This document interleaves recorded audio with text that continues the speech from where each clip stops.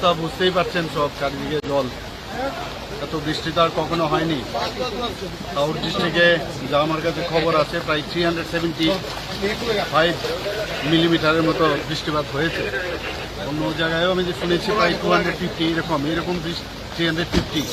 তো এরকম বৃষ্টি তো আর কখনো ত্রিপুরাতে মানে আমার জানা মতে হয়নি। তো আমরা মানে চারিদিকে কাজ করছে সব জায়গায়। আমি একটু আজকে সকালে আমি আমাদের মাননীয় হোম মিনিস্টারের সাথে কথা বলেছি, মানে কিছু যদি এনডিআরএফের কিছু লোকজন পাঠানো যায়, উনি বলেছেন উনি দেখছেন এবং করবেন সেটা। এবং এখান থেকে আমরা চিঠিও দিয়েছি। তো আশা করি সব দিকেই নজর আছে, সবাই কাজ করছে।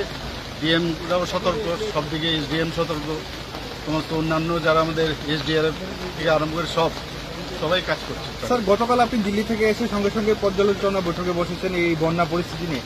এখন পর্যন্ত কতজনের প্রাণ হানি হয়েছে? এবং এখন অবধি তো আমার কাছে যা খবর আছে 7 জনের মতো, আর 2 জন বোধ হয় এখনো ওদেরকে পাওয়া যাচ্ছে না।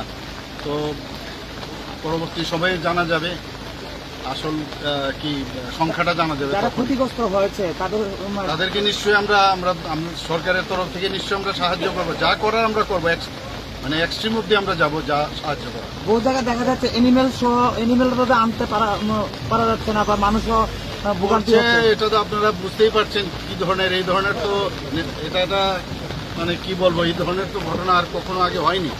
তো আমাদের সরকারের তরফ থেকে আপ্রাণ চেষ্টা হচ্ছে সব দিকে সাহায্য করার, যা যা করার আমরা করছি। ঠিক আছে, থ্যাংক ইউ স্যার।